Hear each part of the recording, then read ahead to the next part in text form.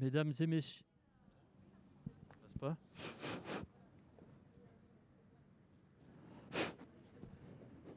Mesdames et messieurs, nous allons débuter la séance du conseil municipal. Donc, je vais demander qui est volontaire pour être secrétaire de séance. Donc, Madame Annie Guyon se propose. Y a-t-il des objections? Pas d'opposition. Donc, Madame Annie Guyon sera la secrétaire de séance. Donc, je vais procéder à l'appel. Donc, Monsieur François Bernier. Donc, Madame Yvette Ramos donne procuration à Madame Lise de Carpentier. Donc, Jeanne Armand Grasset. Donc, Jean-Yves Broisin. Madame Annie Guyon. Monsieur Yves Giraudot donne procuration à Monsieur Jean-François Villers. Madame Lise Le Carpentier. Monsieur Michel Montanf. Madame Christiane Flachet. Elle arrive. Madame Isabelle Van Nuffel. Monsieur Serge Blandin. Madame Sylvie Varaxa. Madame Isabelle Piard. Monsieur Lionel Dechambouf. Monsieur Jérémy Tessier. Madame Pauline Lacombe. Madame Shaima Ramouni est absente pour cause médicale. Monsieur Adrien Coterlas-Ranard. Ah. Voilà, donc il est en cours de route, mais a priori bien bloqué sur Genève. Alors, je ne sais pas si on aura le plaisir de l'accueillir en milieu de séance. Monsieur Jean-François Villers. Madame Renée Touré. Madame Christine Martin me donne procuration. Monsieur Vincent Mouchel. Madame Géraldine Piraf. Elle n'est pas là. Donc absente. Madame Laurence Potier-Gabrion.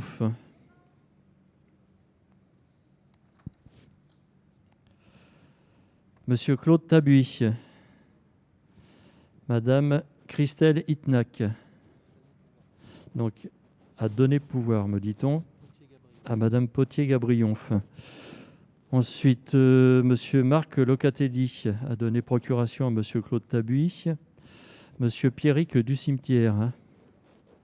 Monsieur Thierry Bétaz. Madame Aurélie Yveselin a donné procuration à Madame Saïda Adour. Madame Saïda Adour. Et ensuite, Monsieur Lombard, Théo Lombard, donne procuration à Monsieur Thierry Bétaz. Voilà. Donc, je constate que le quorum est atteint et donc la séance peut débuter. Donc, nous allons passer à l'approbation des deux procès-verbaux. Donc, le premier concernant le conseil municipal du 22 septembre 2021. Qui a des remarques? Donc, qui est contre? Qui s'abstient? Je vous remercie. Ensuite, l'approbation donc du procès-verbal du conseil municipal du 29 septembre 2021. Y a-t-il des remarques? Donc, qui est contre? Qui s'abstient? Je vous remercie. Donc, nous allons passer au point numéro 1, mise à l'ordre du jour, qui concerne la composition des commissions communales.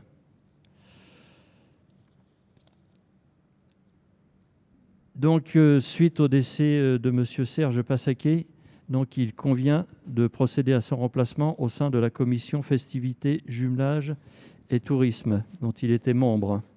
Voilà. Donc, par ailleurs, Madame Géraldine Pirat, installée en tant que conseillère municipale lors de la séance précédente, souhaite intégrer la commission sociale et solidarité, jeunesse, précarité et insertion. Non, c'est le point suivant. Non, je me suis planté là. Géraldine Pirat, c'est bien là.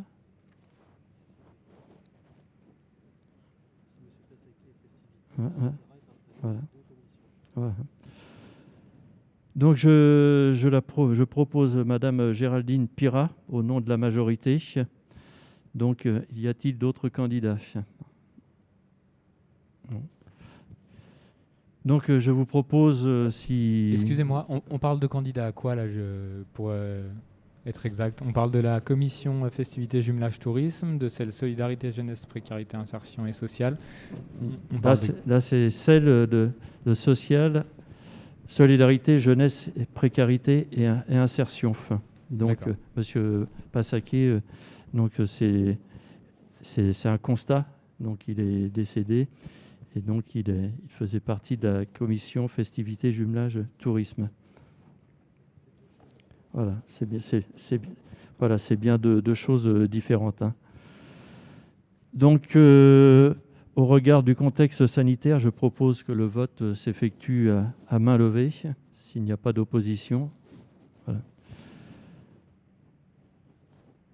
Donc, je vous demande d'approuver l'élection du remplacement de M. Passaquet à la commission festivités, jumelage et tourisme.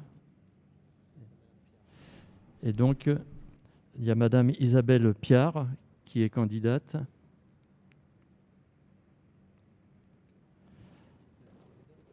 Donc, y a-t-il d'autres candidats?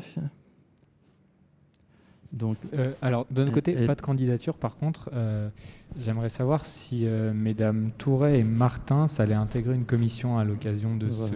de ces votes ou si ce n'est pas prévu. Donc, ce n'est pas prévu. Hein. Les propositions que je fais donc, ne vont pas dans ce sens-là.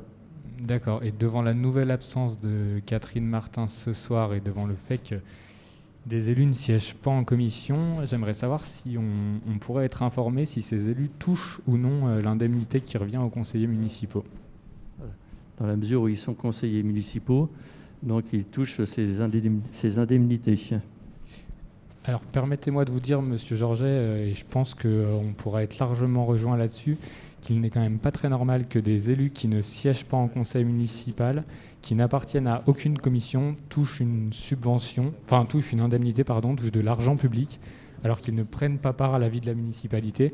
S'ils veulent rester conseillers, c'est pas un problème, mais si on ne siège pas et si on ne s'investit pas, je trouve ça assez scandaleux de toucher de l'argent public. Donc je vous demanderai au minimum, leur retirer cette indemnité qui n'est pas méritée ou au moins de l'appliquer de façon dégradée pour les élus qui ne souhaitent pas siéger dans des commissions. Voilà. Donc c'est de mon ressort, je déciderai quand je voudrais.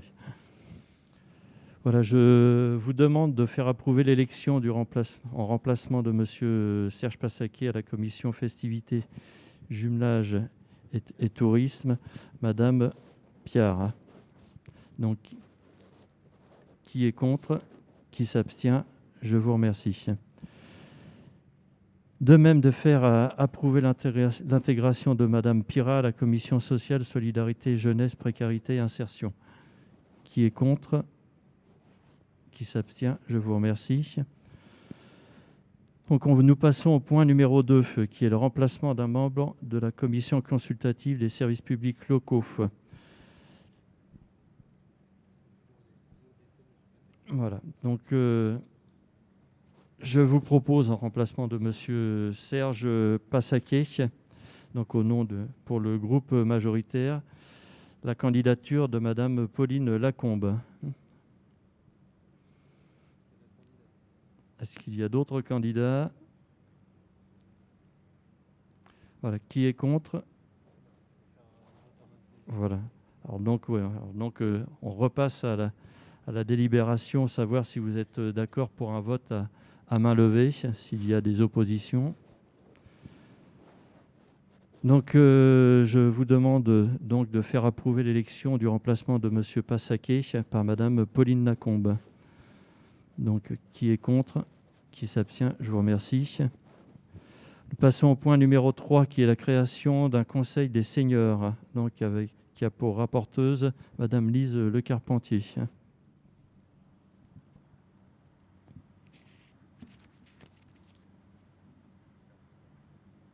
On m'entend.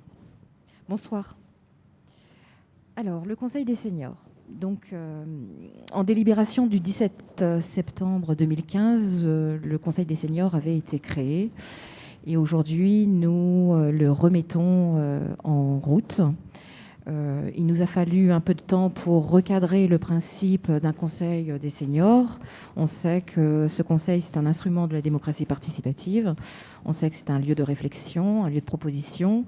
Il permet donc aux seniors d'agir et de continuer d'agir localement de manière active et d'entourer les élus municipaux à recueillir des avis sur des thématiques bien particulières. Et durant cette mandature, on a souhaité que ce Conseil des seniors soit beaucoup plus cadré, d'où la proposition du règlement de fonctionnement que l'on vous soumet. Et nous cadrerons, nous délimiterons leur périmètre sur 5 thématiques, les thématiques que vous avez dû avoir dans le règlement de fonctionnement. Voilà, pour cela, considérant l'intérêt d'associer les seniors à l'amélioration de la qualité de vie et du mieux vivre ensemble dans la ville, il sera demandé au conseil municipal d'approuver la mise en place du conseil des seniors tel que présenté ci-dessus et d'approuver le règlement régissant la composition et le fonctionnement du conseil des seniors tel que joint en annexe. Est-ce que vous avez des questions sur le sujet? Oui. Oui. Donc, nous approuvons bien sûr la remise en route de ce Conseil des seniors, qui est une très bonne chose et un très bon outil effectivement pour accompagner les réflexions. Nous avons quelques questions et une remarque. Donc sur la composition tout d'abord, comment vont être choisis les membres du monde associatif? Donc 10 membres issus du monde associatif vont être choisis. Est-ce que des associations sont ciblées pour y participer ou est-ce que toutes les associations rochoises peuvent intervenir dans ce conseil? Comment est-ce que les personnes intéressées peuvent se porter candidates et à partir de quand? Et puis une remarque, nous avons vu que les conjoints d'administrateurs du CCAS ne peuvent pas participer au Conseil des seniors. On trouve dommage que ces personnes-là ne puissent pas participer. Autant pour les élus et les conjoints d'élus, on le comprend, mais pour un administrateur du CCAS, on aurait trouvé intéressant que les conjoints puissent participer si la volonté était présente. Alors je répondrai d'abord à la troisième question, c'est simplement par prise d'intérêt. On souhaite qu'il n'y ait un seul des conjoints qui puisse y participer. La deuxième question, c'est concernant, si je ne m'abuse, l'appel à candidature.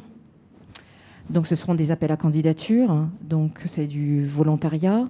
Il y a l'appel à candidature auprès des associations qui se feront par courrier et un appel à candidature pour le collège des habitants qui démarrera en janvier. Donc normalement dans le règlement, si vous l'avez bien lu, tout est indiqué. Donc les personnes pourront répondre à l'appel à candidature par courrier à une adresse qui est spécifiée, le CCAS ou la mairie. La première question, c'était... Comment vont être choisis les membres du tissu associatif? Et est-ce que certaines associations sont ciblées pour participer ou est-ce que c'est ouvert à toutes les associations rochoises? Alors, c'est bien spécifié, c'est à destination des associations. On est bien dans du conseil des seniors, donc on imagine bien que les associations qui entreront dans ce cadre-là auront une vision senior et pas jeunesse. On n'a pas précisé quel type d'association, on ne souhaite pas nommer les associations. C'est pareil, c'est du volontariat. Est-ce que j'ai répondu ? Moi, j'aurais juste une autre question, page 7 du règlement. Il est inscrit que chaque membre du Conseil des seniors est tenu de participer à au moins une commission. Donc c'est obligatoire pour être membre du Conseil des seniors ? Écoutez, on parle d'engagement là. Oui. On parle d'engagement, donc à un moment donné, si vous vous engagez et vous participez aux commissions, je ne vois pas l'intérêt. Donc je prends acte qu'on en demande plus aux membres du Conseil des seniors qui agissent complètement bénévolement qu'aux membres du Conseil municipal qui touchent une indemnité. Là, je réagis parce que les personnes que vous visez ne sont pas élues depuis 1 an. Donc, quand l'année sera révolue, on le verra. D'accord, mais les gens du Conseil des seniors qui vont faire acte de candidature devront s'engager à être dans une commission. Il me semble que les personnes qui sont concernées sont quand même élues depuis, certes, peut-être pas 1 an, mais depuis quelques mois déjà. Je trouve pas normal qu'on en demande plus aux membres du Conseil des seniors qu'aux membres du Conseil municipal. On fera le point au bout d'1 an. Donc, je vous demande d'approuver la mise en place d'un Conseil des seniors tel que présenté ci-dessus et d'approuver le règlement régissant la composition et le fonctionnement du dit Conseil tel que joint en annexe. Donc, qui est contre? Qui s'abstient? Je vous remercie. Nous passons au chapitre marché public et délégation de services publics. Donc, c'est le point numéro 4.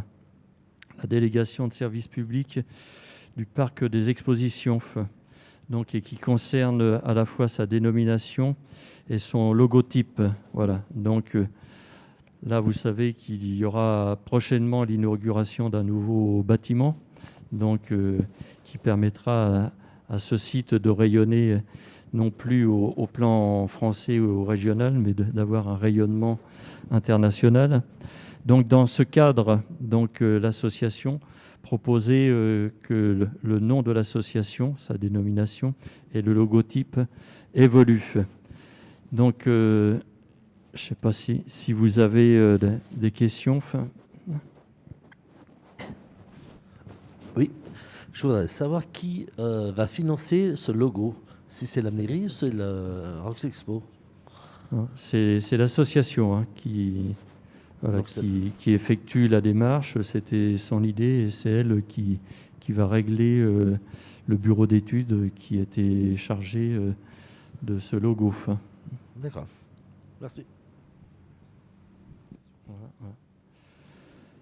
Donc voilà. Donc je vous demande d'accepter la modification du logo de type tel que joint en annexe, ainsi que la dénomination associée, donc Roche Expo Haute-Savoie-Mont-Blanc, et d'autoriser le délégataire à procéder à toutes les modifications nécessaires sur les supports de communication. Donc, on est dans le cadre de l'animation, de la gestion et l'exploitation du parc. Donc, qui est contre? Qui s'abstient? Je vous remercie. Nous passons maintenant à un chapitre qui concerne l'urbanisme, le foncier et les travaux. Donc, avec la constitution de servitudes publiques de passage au pied des parcelles AE 34, 33, 35, 37 et 648, donc, et de procéder pour l'acquisition de la parcelle cadastrée section AE 566, lieu-dit quartier des Aforets, propriété SCCV, rue Lamartine. Donc le rapporteur est monsieur François Bernier. Un permis de construire a été délivré à la SCCV rue Lamartine pour la construction de 70 logements. Cette construction est en cours. L'OAP qui définissait les conditions de construction prévoyait une perméabilité de l'opération. C'est quelque chose à laquelle nous tenons particulièrement, c'est que les réalisations qui sont mises en place permettent aux piétons de traverser et que chaque opération ne soit pas entourée de grillages qui rendent la circulation impossible, la circulation piétonne et cyclable impossible. Donc l'OAP le prévoyait et on va maintenant le mettre en forme à travers cette convention. Donc ça, c'est le premier aspect. Donc vous avez en annexe le descriptif, le plan qui permet de visualiser donc le passage possible entre la rue de la Martine et la rue de la Goutette, principalement. Et puis, donc, au passage, j'indique que nous n'avons souhaité viser dans cette convention que ces passages-là et non pas la totalité des surfaces non construites pour éviter que la commune ait ensuite à les entretenir financièrement, à assurer le déneigement, etc. Donc nous en sommes tenus aux déplacements piétons et cyclables et non pas à l'ensemble des surfaces non constructibles. Donc ça, c'était le premier point, c'était la perméabilité. Le deuxième point de cette convention porte sur une petite parcelle qui était destinée à l'élargissement du chemin piéton qui existe actuellement dans le prolongement de la rue Lamartine. Donc c'était prévu dès le départ qu'une partie de cette petite parcelle serve à élargir le chemin, et donc c'est ce qui va être réalisé. Mais ce qui était prévu à l'origine, c'était d'y implanter les points d'apport volontaire d'ordures. À l'usage, ce point d'apport volontaire d'ordures, d'une part, se trouvait sous les fenêtres des habitants du bâtiment voisin aujourd'hui, donc c'était pas très souhaitable de l'implanter à cet endroit-là. Et puis deuxièmement, la CCPR émettait des fortes réserves sur le fait que le camion, son camion de ramassage, les différents camions de ramassage d'ordures n'auraient pas la possibilité de manœuvrer. Donc on a trouvé un autre emplacement qui est à quelques dizaines de mètres à proximité, sur un terrain appartenant à la commune, hein, donc c'est à proximité des petits chalets en bois qui sont installés à proximité du cimetière. Et donc ce qui est proposé dans cette convention, c'est la rétrocession de cette parcelle pour l'euro symbolique au profit de la commune pour élargir le chemin existant.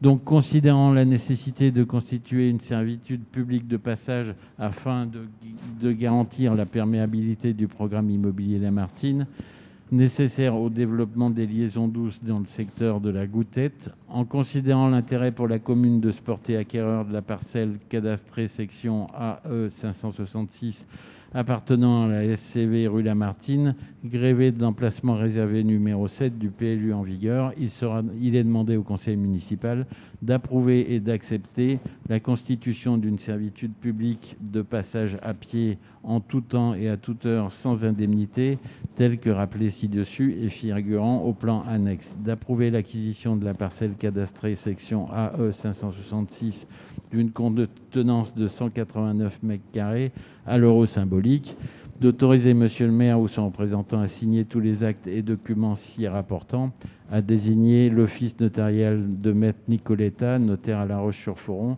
pour rédiger l'acte authentique. Est-ce qu'il y a des interventions de souhaiter sur ces points? Donc, je vous demande d'approuver les 3 points évoqués par monsieur le premier adjoint et de désigner l'office notarial de maître Nicoletta, pour rédiger l'acte authentique. Donc, y a-t-il des abstentions, des contre? Merci. On passe au point numéro 6, qui est l'acquisition de la parcelle cadastrée section AE 402B, donc qui est située rue de la Goutette, qui est propriété de la succession d'Hébiol Louis. Donc le rapporteur est de nouveau monsieur François Bernier. Donc des travaux sont en cours actuellement sur la rue de la Goutette pour permettre des aménagements de surface, mais aussi l'enfouissement de réseaux qui relèvent de la commune. Pour réaliser ces aménagements, on a eu besoin d'élargir légèrement la rue de la Goutette, un endroit où l'emprise de la rue était particulièrement étroite. Donc nous avons eu l'accord de la famille Desbiol, propriétaire du terrain, pour l'acquisition à l'euro symbolique de cette parcelle. Donc je laisse le maire peut-être lire le reste de la délibération. Voilà, donc je vous demande d'approuver l'acquisition subdivisée de la parcelle cadastrée section AE 402B pour une contenance totale de 42 m² à l'euro symbolique appartenant à la succession de monsieur Louis Desbiol, de m'autoriser ou d'autoriser mon représentant à signer tous les actes et documents y afférents, de dire que tous les frais inhérents à la concrétisation de ce dossier, géomètre notaire, sont à la charge exclusive de la commune de La Roche-sur-Foron, de désigner l'office notarial de Maître Olivier Nicoletta, maire à La Roche-sur-Foron, pour rédiger l'acte. Qui est contre? Qui s'abstient? Je vous remercie. On passe au point numéro 7, qui est la saisine du groupement d'intérêt public La Foncière de Haute-Savoie pour mise en place de baux réels solidaires au domaine d'Icari. C'est le programme immobilier porté par Vinci sur Breuilly. Donc le rapporteur est monsieur François Bernier. Donc je précise que notre collègue Pauline Lacombe ne participera pas au débat ni au vote, puisqu'elle est salariée de l'établissement public foncier, et donc elle est partie à la délibération indirectement comme salariée. Donc elle ne participera pas au vote. Sinon, sur le fond, il s'agit du permis de construire qui a été attribué à Vinci Immobilier pour la construction de 89 logements au Broïs. Et parmi ces 89 logements, donc, il y a 18 logements locatifs sociaux prévus et 9 logements en accession sociale à la propriété. C'est de ces 9 logements dont il est question. Donc il a été convenu avec l'opérateur que ces 9 logements seraient réalisés sur la base d'un bail réel solidaire, un BRS. Donc c'est un système qui permet de réduire le coût d'achat pour les acquéreurs à revenus modestes en dissociant le terrain de la construction. Donc le terrain fait l'objet d'un bail au long cours et le locataire, enfin l'acquéreur du bien devient locataire uniquement du terrain, donc ce qui étale la dépense sur une durée très très longue, donc sur un bail emphytéotique, et donc ça permet aux ménages modestes d'avoir accès à la propriété de logements sociaux plus facilement. Alors, dans ce dispositif, il y a plusieurs intérêts. Donc, d'abord, ça permet de dissocier le terrain et le bâti et, en gros, d'annuler le coût du terrain pour les acquéreurs. Deuxièmement, ce droit se transmet aux acquéreurs suivants qui eux-mêmes doivent remplir des conditions de revenus maximaux, bien entendu. Et puis, troisièmement, au moment des reventes, il y a une clause anti-spéculative qui fait que le prix de vente est encadré et qu'on ne peut pas gagner de l'argent sur quelque chose qui a été aidé financièrement par la collectivité. Donc le prix de vente est encadré et donc ça fait un accès durable à plusieurs acquéreurs sociaux successifs pendant toute la durée du bien finalement. Alors, dans cette opération, la commune n'intervient pas financièrement. Donc, c'est la foncière 74 qui intervient, qui achète le terrain et qui conclut un bail avec le constructeur. Mais il est nécessaire que la commune se prononce sur ce bail. Et donc, c'est ce qui vous est demandé donc, pour ces 9 logements construits en BRS. Monsieur le maire, je vous laisse lire la carte. Voilà. Donc, je demande au conseil municipal de solliciter le groupement d'intérêt public, la Foncière de Haute-Savoie, d'intervenir pour le projet de 9 logements en bail rural à venir sur le domaine Icari, d'approuver la réunion d'un comité de territoire aux fins de définition du projet, tant du point de vue technique que financier, de m'autoriser à désigner, lors de la demande qui en sera faite, les membres appelés à siéger au comité de territoire de la Foncière de Haute-Savoie.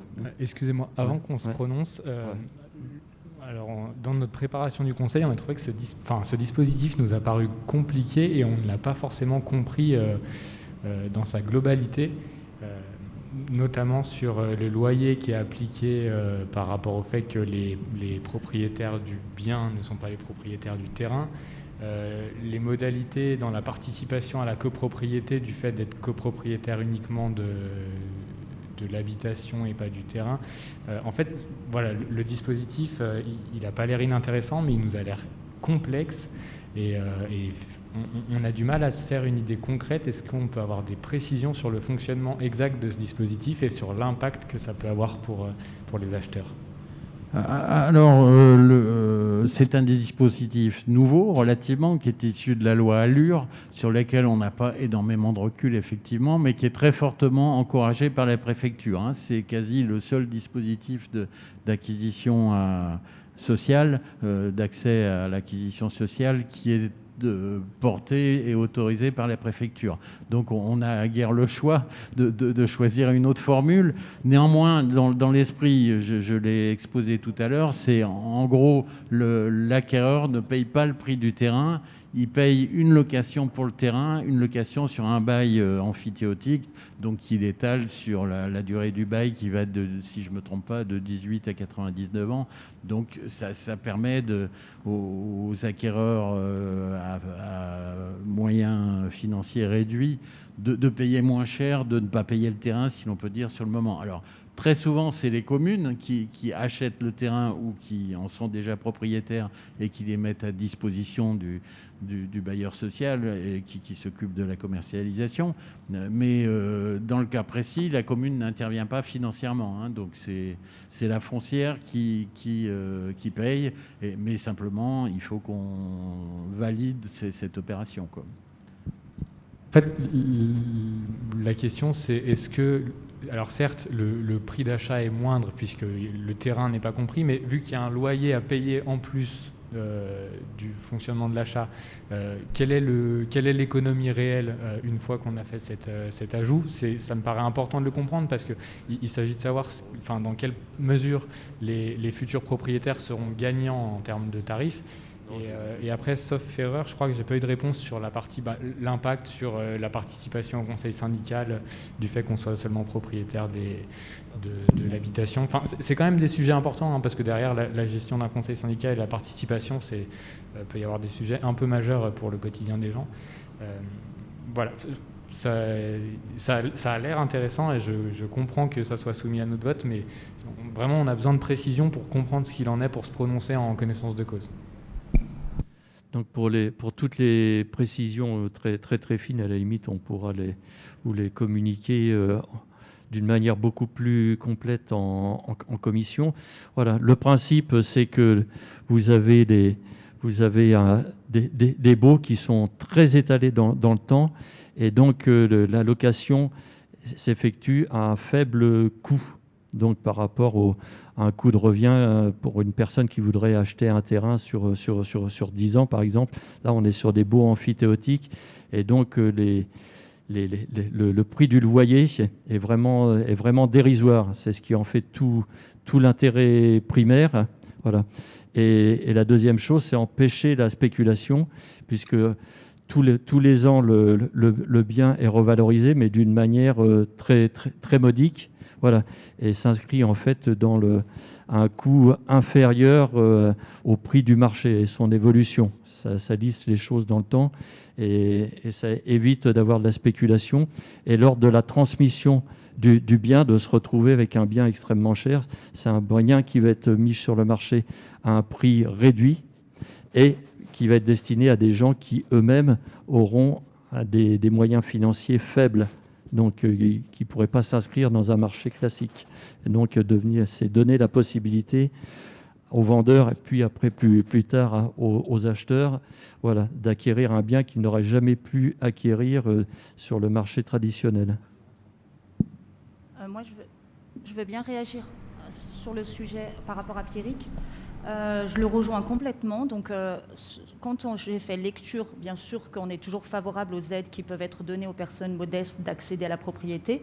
Mais moi, je serais intéressée de participer à cette commission-là pour nous expliquer techniquement quel est l'intérêt. Parce que moi, j'ai l'impression qu'en fait, ils ne seront jamais propriétaires, ces personnes qui accèdent à ce logement.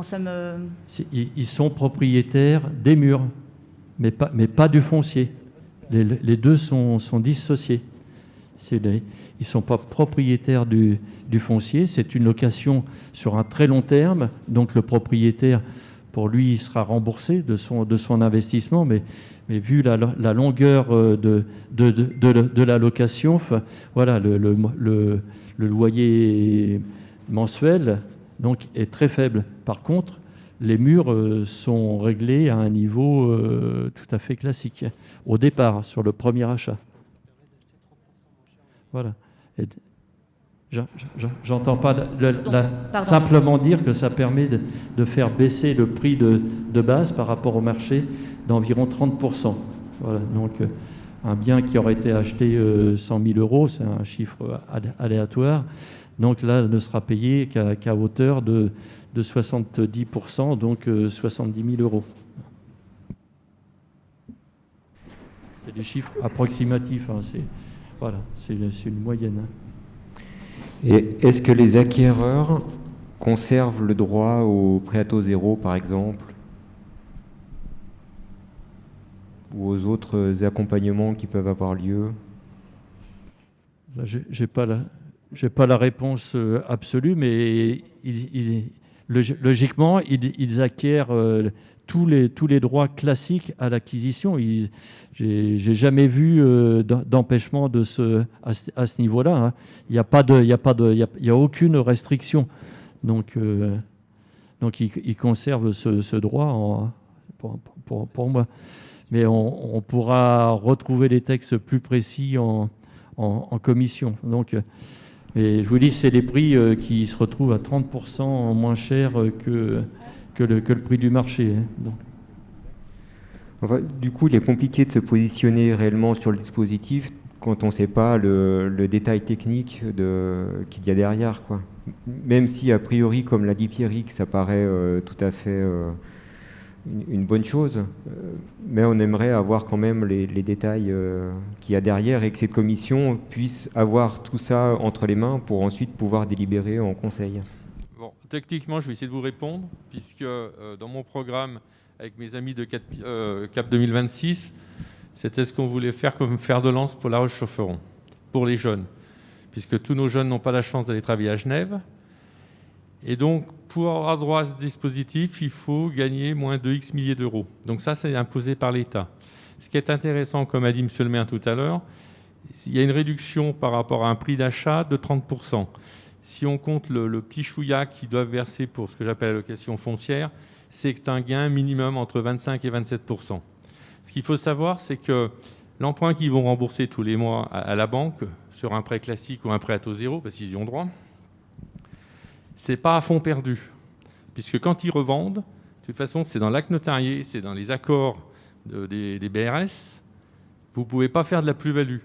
Si vous voulez, l'indexation de l'augmentation du prix du mètre carré est basée sur un indice qui est imposé par l'État. Donc ça, c'est exceptionnel pour les jeunes de Haute-Savoie qui ont des revenus à 1 200 €. Et sans ce dispositif, ils ne pourront jamais se mettre chez eux.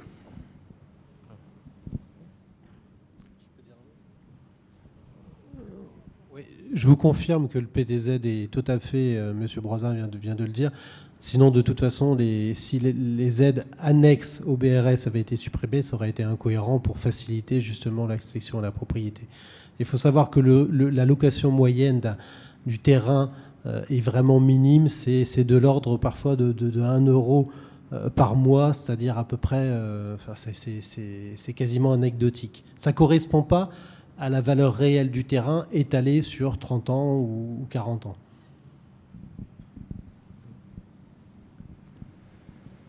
Voilà, c'est un dispositif qui est réellement intéressant à nos yeux. Je ne sais pas s'ils le sont aux vôtres. Voilà, donc voilà, je vais vous demander donc à savoir qui est contre. Ouais. Voilà, donc j'avais comme je l'avais lu, mais je le redis. Donc de demander au Conseil donc d'approuver ce groupement d'intérêt public donc qui serait porteuse, donc la foncière de Haute-Savoie, de manière à ce qu'elle intervienne sur le projet de 9 logements en bail rural solidaire à venir sur le domaine Icari, d'approuver la réunion d'un comité de territoire aux fins de définition du projet, tant d'un point de vue technique que financier, et de m'autoriser à désigner, lorsque la demande lui en sera faite, des membres appelés à siéger au comité de territoire de la foncière de Haute-Savoie. Donc, qui est contre? Qui s'abstient? Je vous remercie.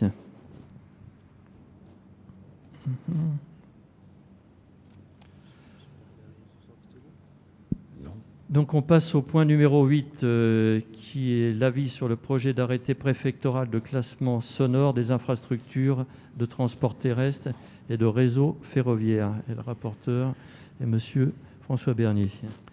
Le préfet nous soumet un avis sur un arrêté, enfin nous demande un avis sur un arrêté qu'il envisage de publier concernant le classement sonore des voies ferroviaires sur lequel circule le Léman Express. Donc c'est une mise à jour. Il y avait un classement qui existait déjà. Ces classements, comme vous pouvez le constater en annexe, ça propose de mettre dans des catégories les différents trajets et fractions de trajets.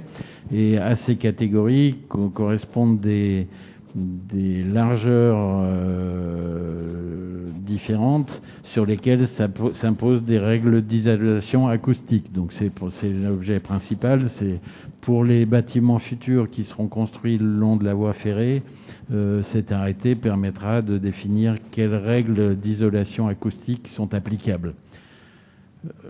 Donc nous avons 2 mois, je crois, 3 mois, excusez-moi, pour prendre un avis sur ce projet d'actualisation du classement sonore. Et je laisse monsieur le maire lire la cartouche tout à la fin. Donc est-ce qu'il y a des questionnements qui pourraient porter sur cet arrêté? Donc, je vous demande d'émettre un avis favorable au projet de classement sonore des infrastructures du transport ferroviaire, donc présenté par monsieur le préfet de la Haute-Savoie. Donc, qui est contre? Qui s'abstient? Je vous remercie. Je passe au point numéro 9 qui concerne la dénomination d'une voie, en fait d'une placette, donc qui porterait le nom de placette ou place Roland de Jardez. Voilà.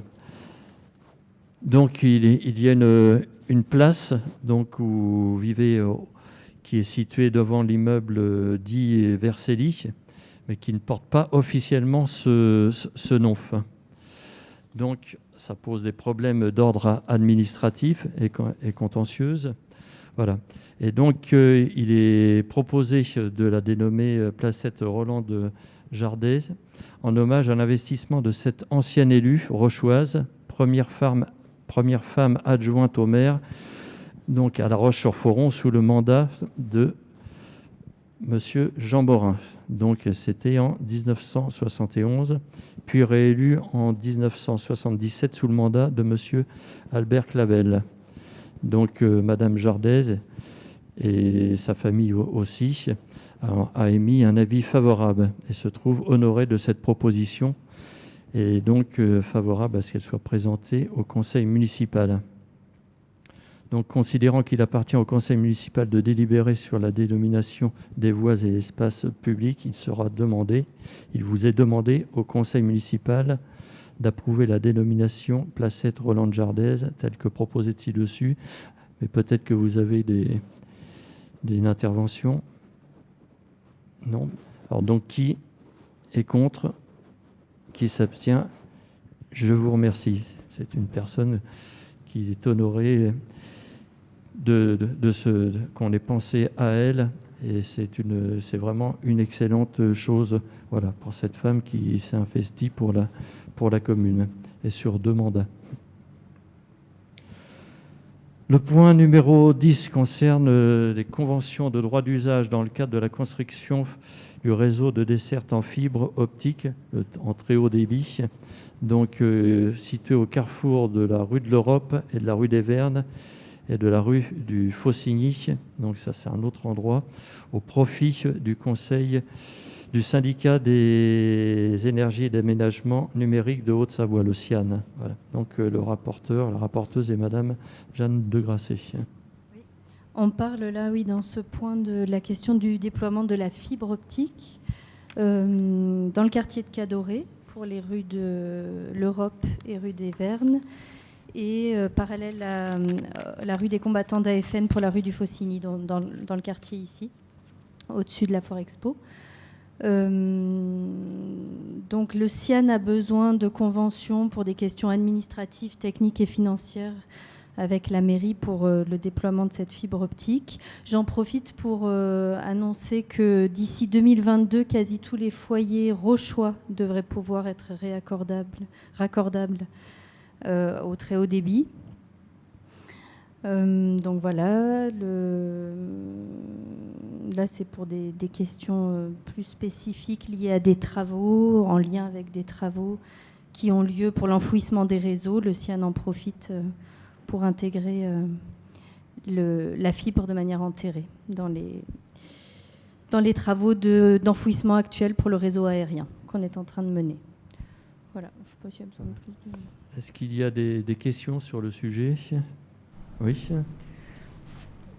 Vous dites que donc, la fibre devrait être déployée sur quasiment la totalité du territoire. Vous confirmez que c'est le cas pour le Haut-de-la-Roche aussi ? Oui, alors il y a en ce moment des études et les travaux sont assez proches pour Broye, Lavilla, Route d'Orange, Soldanel. Et le reste du centre-ville aussi doit suivre.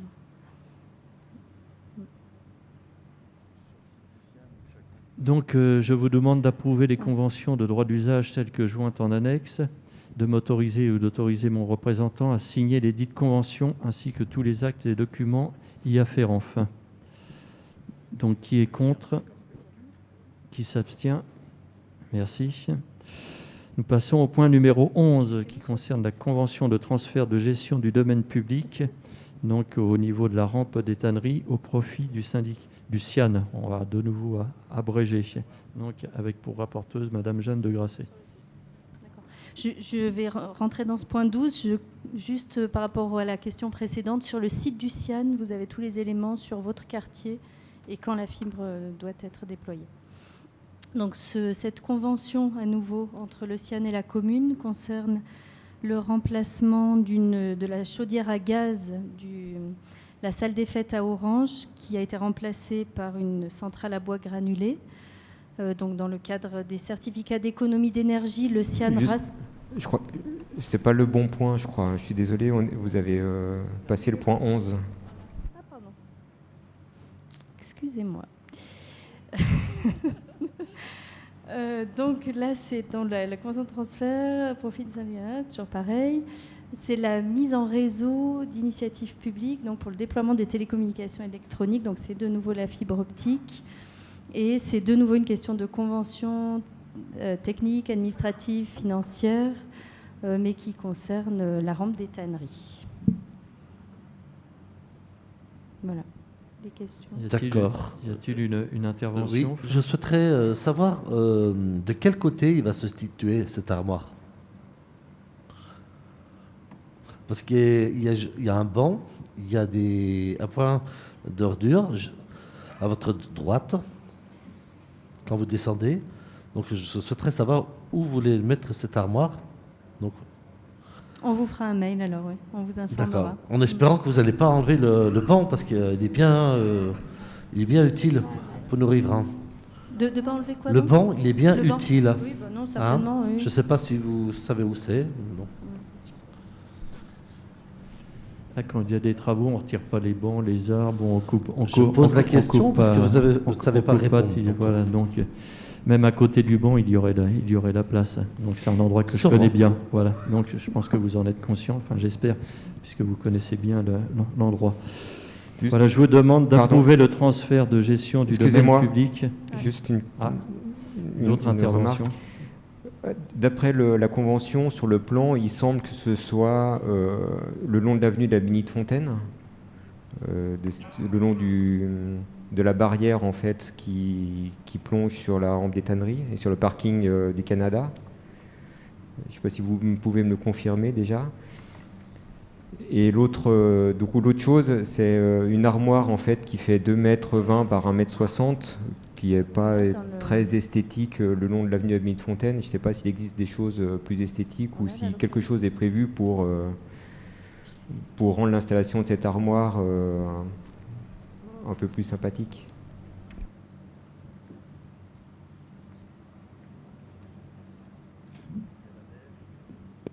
Oui, mis à part la peinture, on ne pourra pas choisir grand-chose. Voilà. Parce que sur le plan, elle semble vraiment être, enfin, sur la représentation Oui. et l'intégration paysagère, elle semble vraiment être le long de l'avenue Amélie de Fontaine. Oui. Ou est-ce qu'un autre site peut être peut-être discuté pour masquer un petit peu cette armoire-là, qui paraît quand même pas très opportun à cet endroit, quoi. Oui, bah, c'est une vigilance qui est assez systématique dans le déploiement de mobilier urbain, la vigilance au niveau de la végétation, la visibilité d'éléments qui ne soient pas agréables à l'œil. L'intégration paysagère de ces éléments sera considérée certainement. Et puis la question de mobilité aussi, parce qu'on ne va pas chercher à réduire les trottoirs, enlever les bancs, bien sûr. On sera le plus possible vigilant par rapport à ça et je le note. Merci. D'autres interventions? Donc, je vous demande d'approuver le transfert de gestion du domaine public communal au profit du CIAN et de m'autoriser ou d'autoriser mon représentant à signer la convention de transfert de gestion ainsi que tous les actes et documents y afférents. Qui est contre? Qui s'abstient? Je vous remercie. Nous passons au point numéro 12, qui est de nouveau une convention, donc une convention de groupement entre la commune et le syndicat L'Océan pour la gestion des certificats d'économie d'énergie dans l'opération de remplacement de la chaudière de la salle des fêtes d'Orange. Rapporteuse, Madame Jeanne de Grasset. Oui, voilà, donc je reviens au point que je commençais tout à l'heure. Donc là, on participe à un groupement de commandes qui est proposé par le CIAN dans le cadre des certificats d'économie d'énergie. Ça permet que le CIAN organise toutes les questions de démarche, de meilleurs moments pour bénéficier au mieux des crédits. On ne touche que 85% du taux, mais voilà, c'est une démarche qui fonctionne bien. Et dans ce cadre-là, il est nécessaire à nouveau d'une convention. Donc c'est concernant, pardon, je ne sais pas jusqu'où j'étais allée tout à l'heure, mais le changement de chaudière dans le foyer de la salle des fêtes à Orange, enfin dans la salle des fêtes d'Orange, qui est remplacée par une centrale à bois et qui consomme donc beaucoup moins d'énergie par rapport à la chaudière à gaz précédente, moins de déplacements et moins de pollution. Voilà. Une question? Oui. Une intervention? Juste une petite remarque, apparemment le site du CIAN annonce 2024 pour la fibre avenue de l'Amélie de Fontaine. Donc, peut-être qu'il faudra vérifier l'information parce que entre 2022 et 2024, ça fait assez long. Ensuite, sur les certificats d'énergie, est-ce qu'on a une estimation de combien pourraient rapporter ces certificats sur ce projet-là? Alors sur le premier point, je redis, ça a été dit tout à l'heure, mais chaque citoyen peut aller sur le site, donner son adresse et le site du CIAN lui donne la date exacte à laquelle il pourrait être abonné, effectivement, s'il souhaite s'abonner à la fibre. Mais justement, c'est 2024 pour avenue Amélie de Fontaine, par exemple. Donc voilà, il y a des installations qui s'effectuent à une date précise et après les raccordements possibles à une date ultérieure. Ce n'est pas parce que le boîtier est installé que toutes les connexions sont effectuées instantanément. Voilà, donc il y a un délai de latence entre la date d'installation du bloc et ensuite tous les réseaux, toute la commercialisation qui va se faire ultérieurement. Et sur les certificats d'énergie, est-ce qu'on a une idée de combien ça pourrait rapporter, la vente de ces certificats sur ce projet-là? Je n'ai pas le détail d'une somme. On vous le transmettra quand on aura le résultat. C'est des groupements. Alors, je ne sais pas quelle quel est le délai pour le CIAN qui évalue le meilleur moment pour déposer tous les dossiers et la variabilité du taux d'intérêt, je ne sais pas. Enfin, je me souviens que pour la CCPR qu'il avait fait pour les rénovations des écoles, ça avait été une bonne opération, me semble-t-il. C'est simplement pour avoir une idée de ça, mais volontiers alors pour avoir l'information dès qu'elle sera disponible. Oui, tout à fait, oui. On communiquera ça. D'autres questions? Donc, je vous demande d'approuver le regroupement de la commune et du CIAN sur la gestion des CEF dans le cadre du remplacement de la chaudière fioul en chaudière bois granulé à la salle des fêtes d'Orange, de m'autoriser ou d'autoriser mon représentant à signer la convention ainsi que tous les actes et documents y afférents. Qui est contre? Qui s'abstient? Je vous remercie. Passons au point numéro 13 qui concerne le domaine de l'éducation, de la jeunesse, le scolaire et le sport. Donc avec l'approbation du contrat local d'accompagnement à la scolarité connu sous le nom de classe, donc pour 2021 et 2022. Donc pour rappel, le contrat local d'accompagnement de la scolarité, classe, le regroupement de l'ensemble des actions visant à offrir des ressources dont les enfants ont besoin pour réussir à l'école. Ceci hors temps scolaire. Donc le classe s'inscrit dans le cadre d'un partenariat entre la CAF, donc la Caisse d'allocation familiale, le service départemental de la jeunesse, de l'engagement et des sports, et la commune, qui permet de bénéficier d'une aide financière de la CAF. Donc pour cette rentrée 2021-2022 est appliqué un nouveau référentiel national de financement des classes visant à harmoniser les pratiques des porteurs de projets afin notamment d'encourager l'accompagnement des parents et de renforcer la dimension qualitative des projets soutenus par la CAF. Donc, y a-t-il des questions concernant ce point? Voilà, donc c'est du soutien scolaire. Donc, je vous demande donc d'approuver le contrat local d'accompagnement à la scolarité pour l'année 2021-2022 et de m'autoriser ou d'autoriser mon représentant à signer tout document y afférent, ainsi que d'autoriser à solliciter à ce titre la CAF ou tout autre organisme afin de bénéficier d'une subvention. Donc, qui est contre? Qui s'abstient? Je vous remercie. Le point numéro 14 concerne le règlement intérieur de la médiathèque avec des modifications des conditions de prêt et ajout du prêt de jeu. Donc la rapporteuse est Madame Annie Guillon.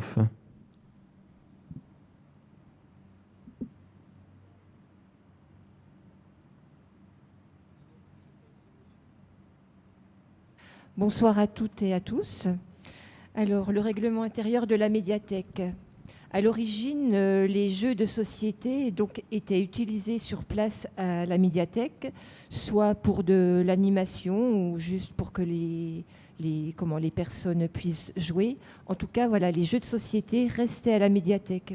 Au moment du confinement, dès le premier confinement, et dans le cadre donc, des mesures sanitaires qui étaient imposées par ces confinements, à titre exceptionnel, les jeux de société ont pu être empruntés et ont connu alors vraiment un engouement exceptionnel.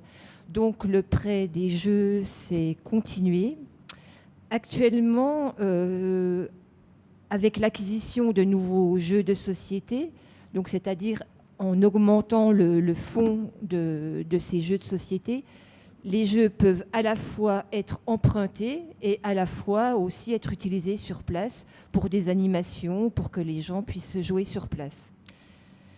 Concernant le fonds global de la médiathèque, c'est-à-dire les livres, les supports audio, les supports vidéo, il en est de même. Il y a donc, avec le fonctionnement, avec recul de 6 ans, il y a donc une augmentation du fonds. Il y a donc une augmentation du fonds global de ces documents, donc que ce soit livres, audio ou vidéo. Et donc, on a augmenté la possibilité donc d'emprunt qui peut aller jusqu'à 10 documents et jusqu'à 21 jours. Donc ces modifications nécessitent effectivement une modification du règlement intérieur de la médiathèque. Est-ce qu'il y a des questions sur ces améliorations? Je voulais juste réagir et dire super, c'est une très bonne idée cette modification et je trouve très intéressant. Ça va faire un plus pour la médiathèque et pour les citoyens. Merci. Effectivement, il est même envisagé d'acquérir encore plus de jeux dès 2022.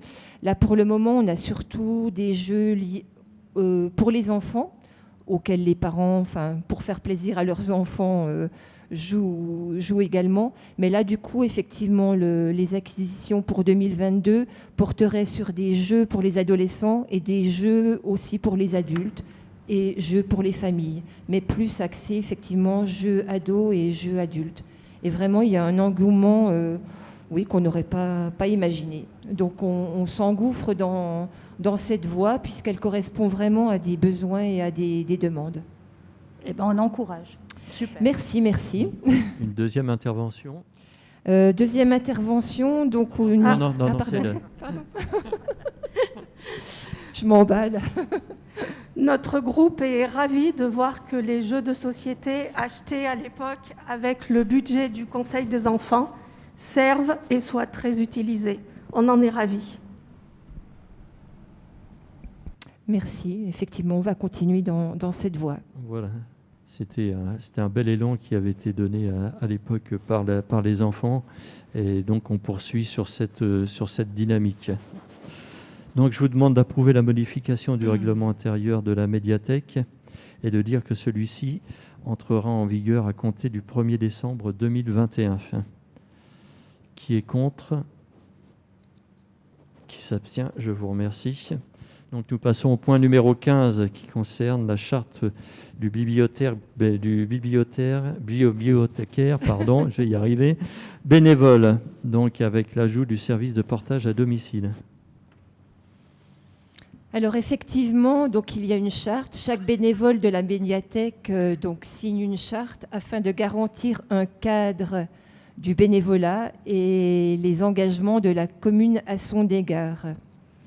Le fait que donc il va y avoir il y a un projet de service de portage de lecture à domicile, donc ça modifie un petit peu ces engagements. Et afin que les bénévoles puissent s'engager dans cette voie, on est obligé donc de modifier. Alors, qu'est-ce que le service de portage de lecture à domicile?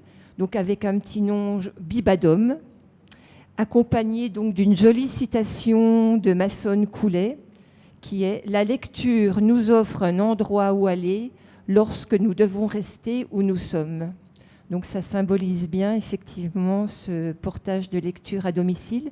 Il va concerner donc des personnes qui sont empêchées de manière temporaire ou plus pérenne de se déplacer à la médiathèque, c'est-à-dire des personnes qui sont en sortie d'hospitalisation, des personnes à mobilité réduite, des personnes qui ont des difficultés, de se déplacer jusqu'à la médiathèque.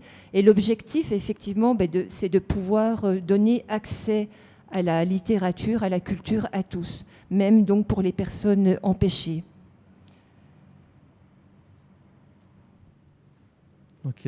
Peut-être vous pouvez me poser des questions.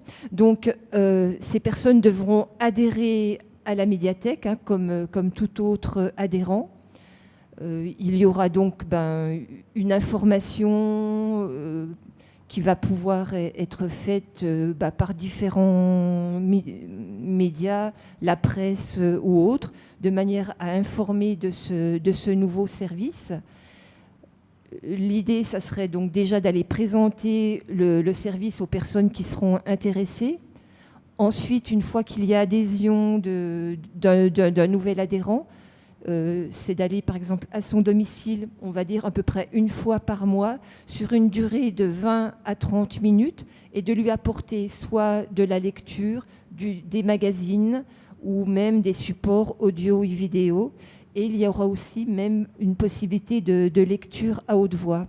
Donc, encore une fois, de manière à ce que les bénévoles s'engagent dans ce nouveau dispositif, dans ce nouveau projet, il est utile donc de modifier la charte du bénévole. Non, simplement pour dire que c'est un beau projet et on en profite pour saluer l'engagement des bénévoles pour la médiathèque. On sait qu'ils y passent beaucoup de temps et c'est très important pour la commune, et de leur donner cette possibilité de s'investir encore au plus près des habitants, notamment de ceux qui ne peuvent pas se déplacer, c'est une très bonne chose et on les salue vraiment. Oui, effectivement, que ce soit l'équipe de la médiathèque, les salariés ou les bénévoles, effectivement, des gens très investis, très engagés pour la culture, pour la littérature. Et c'est, je dirais, une joie pour moi de travailler avec ces personnes-là. J'ai beaucoup de chance. Et un bel engagement de leur part. D'autres interventions ? Donc, je vous demande d'approuver les modifications et les ajouts de la charte entre la commune et les bénévoles, telles que jointes à l'annexe 11, afin qu'ils puissent assurer le portage à domicile de documents et ou la lecture à voix haute à domicile pour les publics empêchés. Donc, qui est contre ? Qui s'abstient ? Je vous remercie. Moi aussi, je vous remercie. Et je voudrais ajouter deux petites informations, si c'est possible. Je voudrais vous parler des cabanes à livres, boîtes à livres ou cabanes à livres qui ont été installées il y a environ un mois. 6 cabanes à livres aux couleurs de notre commune, c'est-à-dire jaune et bleu, installées à 6 endroits différents. Une entre la conciergerie et la gare, une entre la mairie et la pharmacie Lansart, une Faubourg Saint-Martin, une devant le cinéma, une sur le parc André Vetan, et je crois que j'en oublie une. J'ai pas mes notes devant le nez. Bon, peut-être que je... En tout cas, voilà, 6 cabanes à livres relayées au niveau de l'information par la presse et les réseaux sociaux, qui tout de suite, pareil, ont été très, très appréciés, très, très approuvés. Ces cabanes à livres aussi, leur particularité, c'est de bénéficier d'un partenariat. Par exemple, celle qui est entre la conciergerie et la gare va être assurée, le suivi, c'est-à-dire le suivi de l'état de la cabane à livres ainsi que son contenu, d'avoir une vigilance sur le contenu de ces cabanes à livres, donc va être assurée par les personnes de la conciergerie. Ah oui, celle que j'avais oubliée, voilà, c'est celle qui est devant la MJC. Et celle qui est devant la MJC, effectivement, notre partenaire MJC Centre Social va s'occuper de ce suivi. Les bénévoles aussi, on parlait tout à l'heure de l'efficacité et de l'investissement des bénévoles. Les bénévoles ont également souhaité pouvoir s'occuper des cabanes à livres de manière à ce qu'elles soient pérennes. À noter que ce projet avait été quand même initié en 2019 par le Conseil des enfants. Et donc, c'est juste de reprendre, et puis en tenant compte des difficultés qu'avaient connues ces premières boîtes à livres, pour essayer que celles-ci elles soient pérennes et bien utilisées. Une deuxième information, après je remettrai le micro. Nous allons bientôt procéder à la distribution des colis de Noël. Dans ces colis de Noël, pour la première année, il y aura de la littérature, c'est-à-dire des cartes de vœux. Une carte de vœux donc, qui vient du service des archives avec une photo documentée, une photo en lien avec le jumelage que nous avons avec Stockard. Alors pourquoi ? Parce que l'année prochaine, donc, c'est le 50e anniversaire de ce jumelage. Et une deuxième carte de vœux avec un poème adulte et un poème jeunesse. Ces poèmes sont issus du concours de poésie qui avait eu lieu au mois de juin. Donc, concours de poésie à rattacher avec l'opération 10 mois, 10 mots, qui est associée donc à la semaine de la langue française et de la francophonie. Donc voilà, donc dans les collines Noël cette année, des gourmandises, mais aussi des gourmandises culturelles. Merci Annie. Donc nous passons maintenant au point numéro 16. Donc les informations concernant les décisions qui ont été prises au titre de l'article L 2122-2 du CGCT. Voilà. Donc est-ce qu'il y a des questions sur...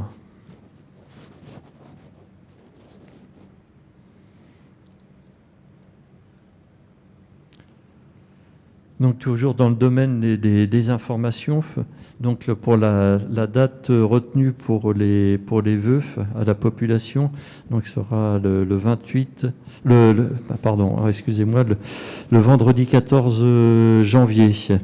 Donc voilà, sous réserve que la pandémie ne vienne pas empêcher l'événement de se produire, hein. D'autre part, vous avez dû remarquer sur la table de chacun et de chacune des élus, donc vous avez un sac à baguettes donc, qui a été déposé dans le cadre de la lutte contre les violences faites aux femmes. Donc vous avez le violentomètre. Voilà, donc c'est une action que nous soutenons, voilà, avec le départ officiel demain, le 24 novembre. Le 25 novembre. Décidément, je suis fâché avec les chiffres ce soir. Et le 25, vous savez pourquoi ? Le 25, vous savez pourquoi ? C'est la journée qui a été retenue pour la lutte contre les violences faites aux femmes ? Non. C'était en mémoire de 3 sœurs de République dominicaine qui ont été assassinées par le dictateur de l'époque. Et en leur mémoire, l'ONU a instauré le 25 novembre, date de lutte contre les violences faites aux femmes. Et vous avez, je me permets, de l'autre côté un violentomètre. C'est un outil simple qui à l'époque date de 2018 et qui à l'époque servait aux jeunes femmes et aux femmes de savoir où elles en étaient dans leur relation amoureuse.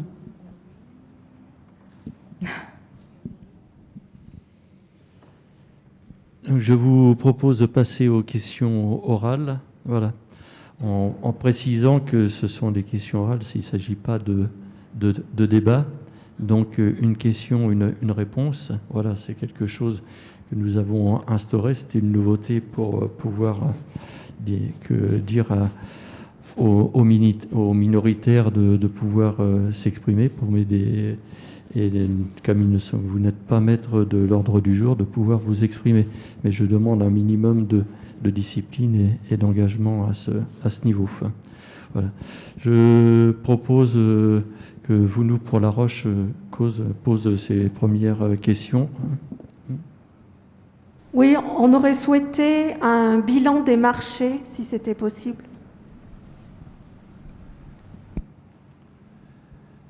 Donc, je pensais que Mme Micnac vous l'aurait dit, mais la commission marché se réunit demain matin. Et donc, à 9h, donc à 10h30, si vous voulez, je pourrais vous dire faire le compte-rendu.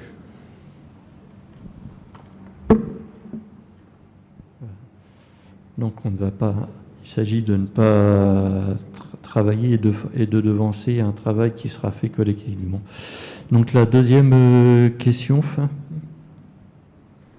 Est-ce qu'on pourrait avoir un planning des conseils municipaux pour pouvoir s'organiser en amont, s'il vous plaît ? Donc, les dates retenues pour l'instant, donc c'est le 9 février donc 2022, naturellement, donc pour le ROB, et ensuite le 30 mars pour le vote du budget primitif.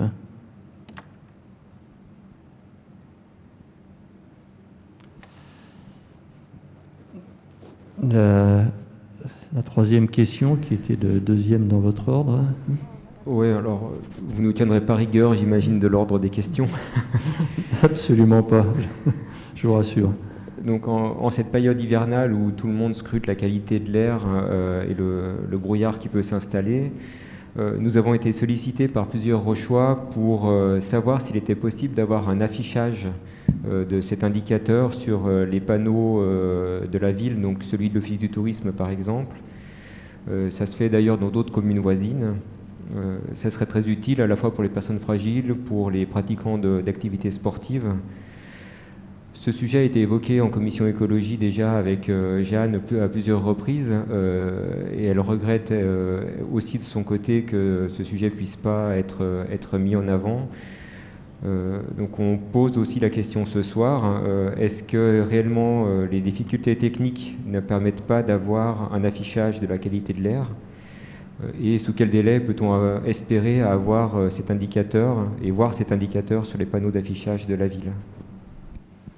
Donc concernant ce panneau, en fait, on essuie régulièrement des reproches parce qu'il y a déjà trop d'informations. Donc on souhaiterait que les informations soient plus restreintes. Mais concernant l'information sur la qualité de l'air en direction de la population, nous sommes en train de travailler à la diffusion de ces informations via les smartphones. Donc, et la solution technique est trouvée, devrait être déployée début 2022, de manière à ce que les gens qui sont intéressés par le sujet aient cette information. Donc, le problème, c'est comme on dit, l'information tue l'information, et c'est un peu c'est le constat qu'il faut faire malheureusement sur le panneau qui est installé à côté de l'Office du tourisme. Mais effectivement, ce sont des informations importantes donc, que l'on peut trouver par ailleurs sur des sites de la région. Il y a plusieurs endroits où ça peut être trouvé. Mais là, ce serait une information, encore un autre système d'information avec des points d'alerte, etc. par SMS. Oui. J'ajouterais juste, c'est une information qui est arrivée suite à notre dernière commission et je vous donnerai tous les détails à la prochaine commission écologie-mobilité. Du coup, ça peut être dommage que uniquement les personnes qui ont un smartphone soient destinataires de cette information, alors que l'affichage public sur le panneau, qui est largement vu par beaucoup de Rochois, puisse y servir.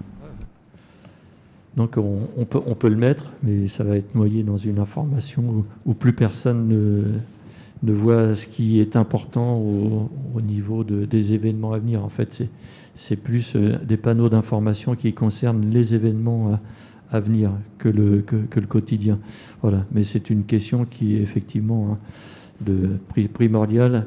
Donc, si je suis un ardent défenseur d'une ZFE, donc qui irait du Pays Rochois jusqu'à Chamonix, donc je me suis inscrit dans ce schéma. Voilà, c'est parce que j'ai parfaitement confiance que la qualité de l'air dégradée au sein de la vallée de l'Arve, mais il n'y a pas qu'au niveau de la vallée de l'Arve, loin s'en faut. Donc récemment, il y a eu des informations qui sont parues et qui ont montré que même sur le département, on avait encore des zones plus impactées, mais ce n'est pas pour ça qu'il ne faut rien faire. Donc, car là, au final, il s'agit de santé publique et de dizaines de morts par an, donc engendrées par la mauvaise qualité de l'air.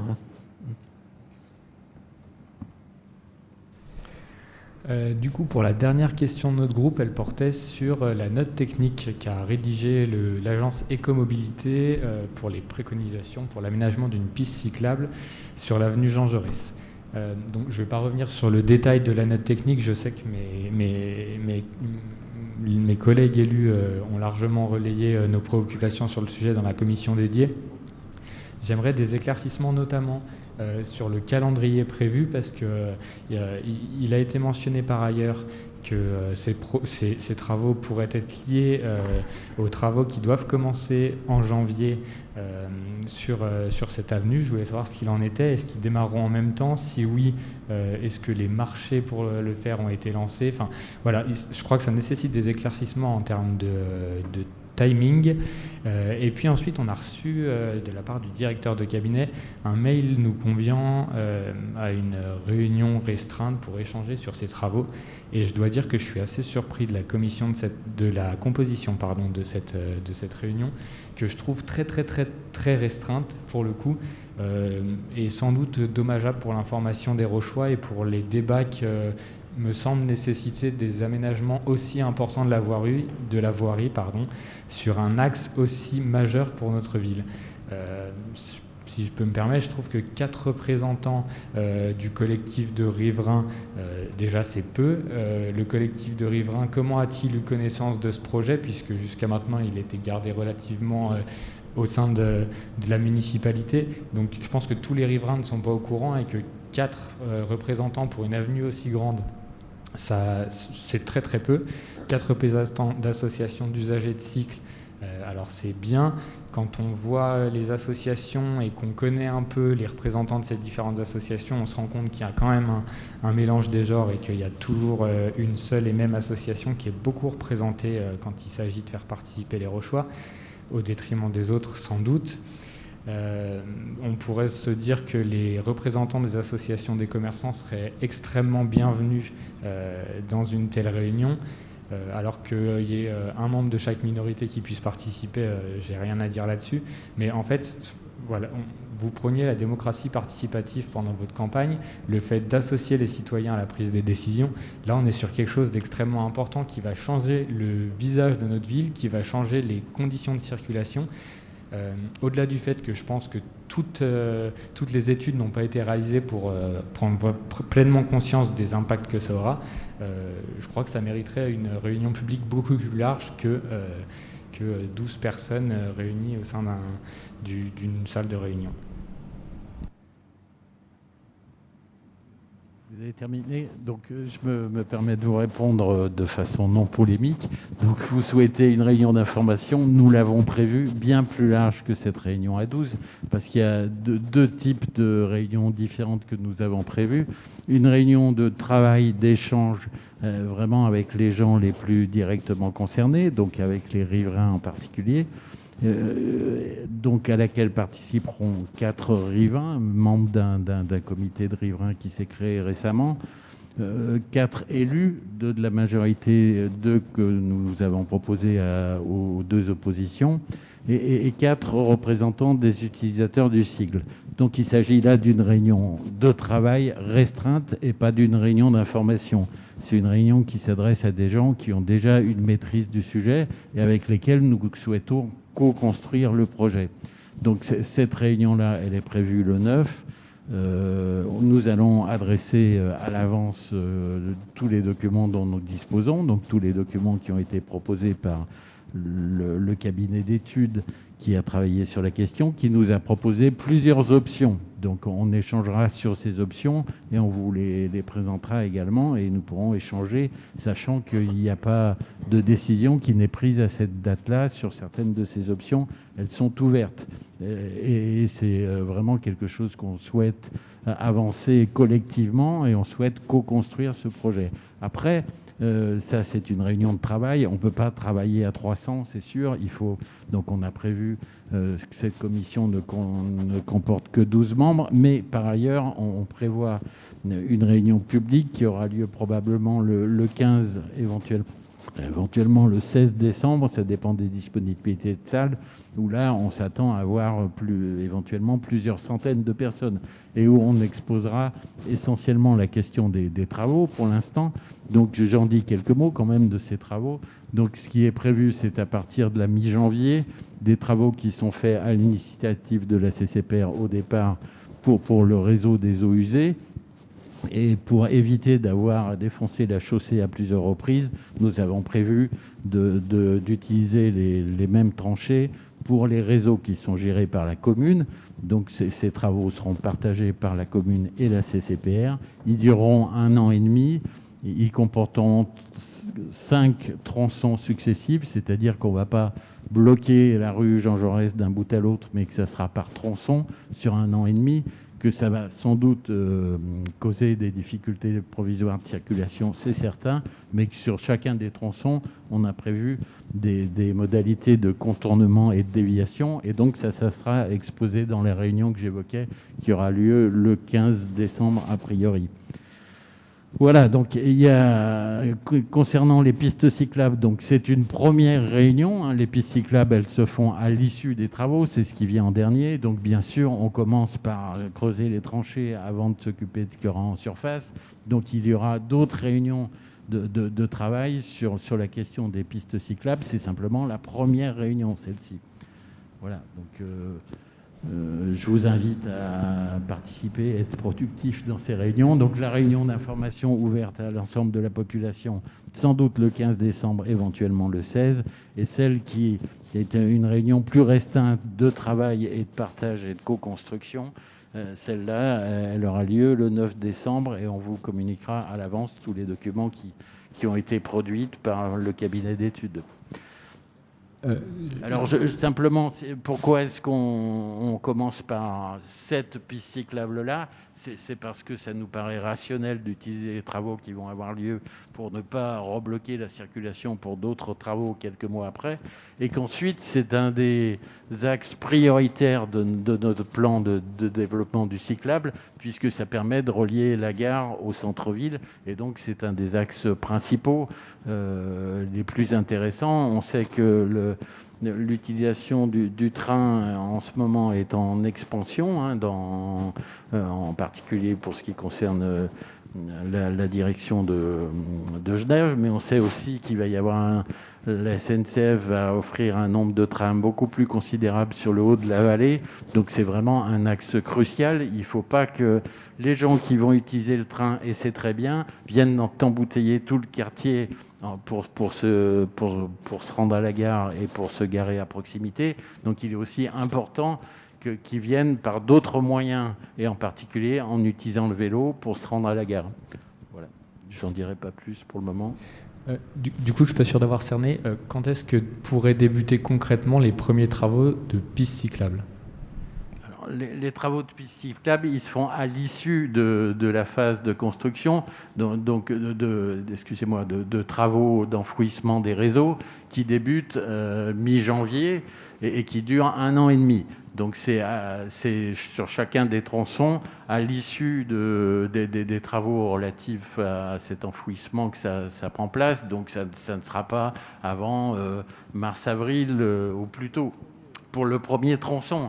Et sur la totalité, eh bien, ça sera le total des travaux font 1 an et demi. Eh bien, ça sera 3 mois avant la fin des 1 an et demi, quoi, en gros. Ouais, mais avant de lancer les travaux du premier tronçon cyclable, il faudra qu'on ait arrêté l'ensemble du trajet cyclable qu'on aura défini. Donc en gros, il faut que pour mars-avril, le trajet cyclable... Pas l'ensemble du trajet... on ne va pas lancer les premiers travaux d'un tronçon si on n'est pas sûr de ce qu'on va faire derrière. Pas l'ensemble du schéma cyclable, mais ce tronçon-là, certainement. Oui. L'ensemble des projets cyclables, pour le moment, on a ce qu'a produit la CCPR et on va s'y conformer. Mais ce qu'a produit la CCPR, ça ne règle pas du tout les détails et ça ne dit pas on passe dans telle rue ou dans telle autre ou il y a telle et telle option. Ce que je veux dire, c'est que pour mars-avril, il faudra que tout le tronçon Jean Jaurès soit terminé. D'accord. Les délais sont quand même assez courts parce que 3 mois pour travailler là-dessus, c'est quand même... Avec des retours possibles, parce que là aussi, comme dans le projet qu'on avait eu sur un autre trajet que vous avez combattu, il y a des choses qui sont réversibles. À raison, puisque le département a retenu la position qu'on défendait. Je crois que nous sommes nombreux à le regretter, mais on le constate, donc on ne va pas épiloguer là-dessus. Non, c'est pas moi qui y suis revenu. Par contre, je veux vraiment revenir et j'insiste, parce que sur les détails techniques, effectivement, les échanges auront lieu pour prendre les meilleures décisions, et je fais confiance à ceux qui participeront à la commission. Mais sur la composition de cette commission restreinte, il me semble qu'il y a clairement des oublis. C'était là-dessus que je voulais alerter. On ne travaille pas à 300, c'est bien. Le SCR va être extrêmement impacté par ce schéma, par ce tronçon. Il serait bien de les mêler aux discussions. La MJC va être extrêmement impactée par ce tronçon. Il serait bien de les mêler aux discussions. Donc, les commerçants vos lettres, il serait bien de les mêler aux discussions sans les mélanger avec des riverains, parce que si parmi les riverains, on doit avoir plus que 2 commerçants et 2 riverains, c'est quand même assez peu représentatif. Ce groupe, je comprends qu'il faut qu'il soit restreint. Là, on n'est pas sur... c'est plus que restreint et ça me paraît très limité pour prendre en considération les besoins et les éventuelles alertes de toutes les personnes qui sont concernées par ce tracé. Alors, on vous propose une commission de co-construction du projet à un nombre restreint parce que c'est pas possible de travailler autrement en très très grand nombre. Ça n'empêche pas qu'on puisse auditionner et tous rapporter ce qui peut être dit et pensé à ce sujet-là par les différents riverains ou les différentes personnes concernées. Mais encore une fois, un groupe de travail, ça ne se constitue pas à 300 ni même à 50. On ne peut pas travailler de cette façon-là. Donc, tous les citoyens, tous les particuliers, toutes les associations qui souhaitent apporter leur pierre à ce projet peuvent contacter les membres de la commission et au besoin, le groupe de travail qu'on a évoqué pourra les auditionner au fil de l'avancée du projet. Pour ça, il sera utile que les riverains soient largement informés parce que je ne suis pas sûr que tous les riverains concernés... ils ne le sont pas pour le moment. On a prévu une réunion large, comme je l'ai dit, le 15 ou le 16 décembre. Oui, mais je veux dire, convier des gens à un comité restreint en s'appuyant sur un collectif de riverains qui a eu une information dont tout le monde n'a pas disposé, il me semble quand même qu'on sélectionne un peu qui on met autour de la table et je ne trouve pas ça tout à fait normal. Eh bien, je vous remercie de ces conseils. Voilà, on a prévu dans un premier temps cette organisation-là. Elle est susceptible d'évoluer. Si certains groupes, associations, personnes souhaitent participer, ils peuvent nous contacter et sans problème, on échangera avec eux. Je pense qu'à ce stade, on avait dit qu'on ne faisait pas de débat. Je pense qu'il y a eu suffisamment d'échanges, oui, voilà, si pour vous voulez, connaître. Monsieur Georget, on ne fait pas de débat et pas d'échange pendant tout le conseil municipal, ça vous arrangera certainement, mais on n'a pas été élu pour ça. Donc il me semble que, vous l'avez dit, on ne choisit pas l'ordre du jour. Votre position, elle est connue. Vous avez exprimé une position, il y a eu plusieurs échanges. On a dit qu'on ne rentrait pas dans un débat long. Vous vous plaignez toujours des longueurs. Là, on rentre dans la répétition d'éléments qui sont avancés.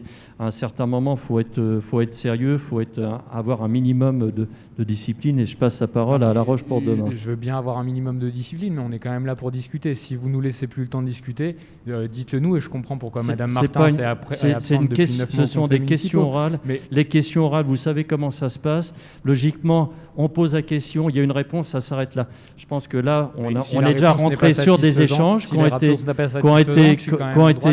été nourris et vous commencez à répéter sans arrêt la même chose. Moi, je suis là pour effectuer un minimum de police au sein de cette assemblée et je donne la parole donc à La Roche pour demain parce qu'il n'y a pas d'éléments nouveaux qui apparaissent sur la table depuis plus de 5 minutes. Voilà, je vous remercie. La Roche pour demain a la parole. Oui, c'est bon. Oui, pouvez-vous nous dire, monsieur le maire, aux élus, si vous avez retenu officiellement l'opérateur ou le concessionnaire pour les locaux de la Banque Populaire? Si oui, pouvez-vous nous indiquer de qui s'agit-il?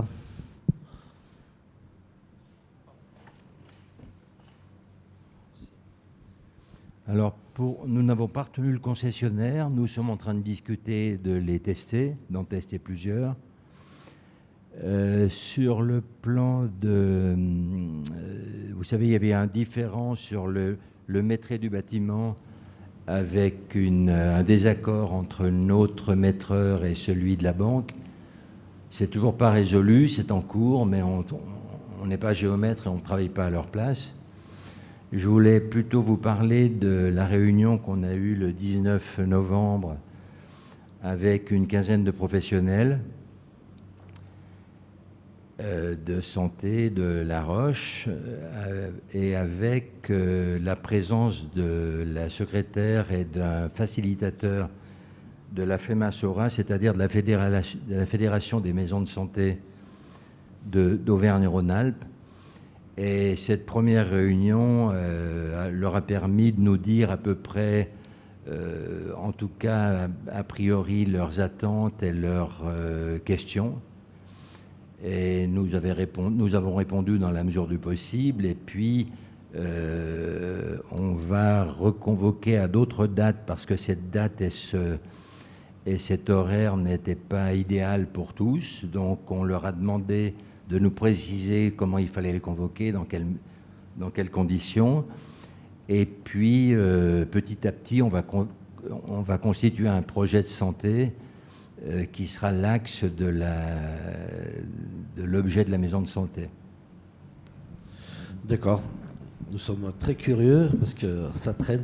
On souhaite très bien voir cette maison de santé sortir de terre. Alors, le 19 octobre dernier, le tribunal administratif de Grenoble a décidé que les 7 contribuables demandant l'annulation de la vente du site des Capucins étaient aptes à se substituer à la mairie défaillant pour réclamer l'annulation de cette vente devant le tribunal judiciaire de Bonneville, en lieu et place de la mairie. Comment se fait-il que les élus ici présents n'ayant pas été informés de ce jugement? Ce n'est pas la première fois que vous essayez de dissimuler au Conseil les éléments jouant en votre défaveur. Déjà, le 22 septembre dernier, c'est le préfet qui vous a ordonné de mettre ce dossier à l'ordre du jour. Vous aviez voté contre une action de justice. Vous voilà contredit par le tribunal administratif. Je vous rappelle que c'est une question. Non, je viens à la question. Vous devez le tribunal la lire. Reconnaît donc 16 points avancés pour le contribuable. Vous continuez à faire preuve d'indiscipline comme l'autre fois. C'est pas normal. En tant qu'élu, on doit être exemplaire. Il est prévu dans le règlement que vous lisiez la question. Là, vous partez non pas sur une question, mais sur des digressions. Ça devient vraiment indécent que vous dénigrez les minorités, que ce soit vous, nous, pour La Roche ou La Roche pour demain, ça devient pénible. Alors, soit on arrive à faire un débat et vous écoutez un petit peu à ce qu'on a à vous dire. Moi, je vous rappelle qu'il y a un règlement, monsieur Bétaz. Il y a un règlement, il s'applique à tout le monde. Vous n'êtes pas hors la loi ici. Vous n'êtes pas hors la loi. Vous êtes élu, vous devez être exemplaire. Je le répète, il est prévu que vous lisiez la question et pas que vous fassiez un roman feuilleton. Voilà, je ne fais pas un roman, j'explique les faits, monsieur le maire. Vous comprenez? Je dis les faits. À ce moment-là, vous les mettez par écrit et vous lisez. Vous ne rentrez pas dans des digressions comme vous le faites. Que je finis ma question. Il y a un règlement, on l'applique. Je vous demande, monsieur Bétaz, de respecter le règlement. Voilà, vous êtes ici avec des élus, des personnes qui sont responsables et qui doivent être responsables devant tout le monde. Et quand on est responsable devant tout le monde, on applique le règlement. Vous avez une question en 2 lignes. Monsieur Georget, je ne crois pas que le règlement impose une forme sur les questions. Donc je pense que vous devriez laisser monsieur Bétaz finir sa question. Les questions, il est bien mentionné que les questions sont écrites, nous sont envoyées auparavant. Voilà, donc la question, elle est écrite. Vous devez vous contenter de lire la question. On vous y répond. C'est ce qui est prévu. C'est déjà quelque chose qui n'existe pas avant.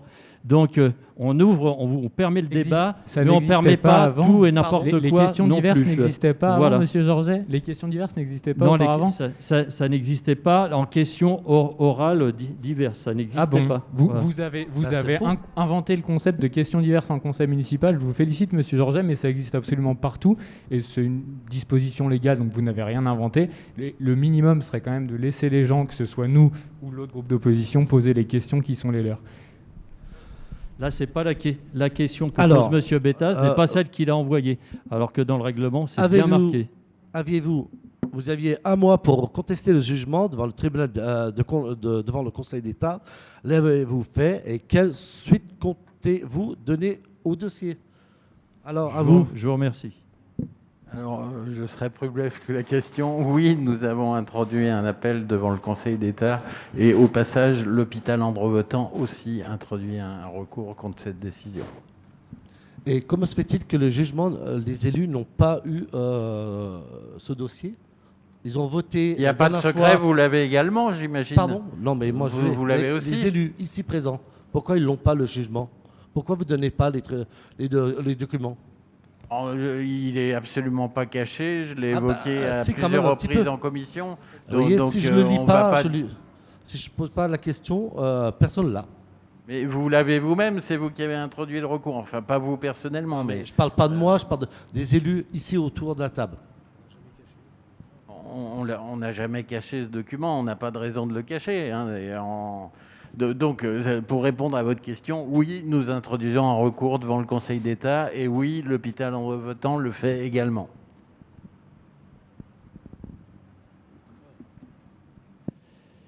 Je vous remercie. Je vous souhaite à tous et toutes une bonne soirée. Donc la séance est close. Merci à vous.